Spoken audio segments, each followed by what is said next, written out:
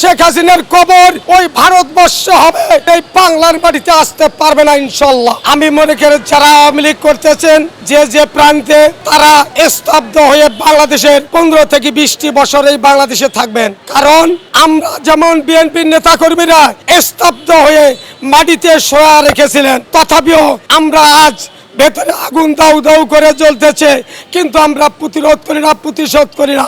আমাদের মাননীয় প্রধানমন্ত্রী তারেক রহমান স্যারের দিকে দেখে আজকে আমাদের বিএনপির নেতা কর্মীরা সব শীতল হয়ে গেছে। তাই যারা আজ এই আওয়ামী লীগকে যে 1 মাসে 2 মাসে এই বাংলাদেশে নিয়ে আসবে, তাদের স্বপ্ন অবাস্তবায়িত হয়ে যাবে। কারণ এই ছাত্র জনতা এবং হেফাজত, বিএনপির নেতাকর্মী এবং বিডিআর হত্যা মামলা যারা করেছে, তারা কি করে স্বপ্ন দেখে এই বাংলাদেশে শেখ হাসিনাকে আবার নিয়ে আসবে।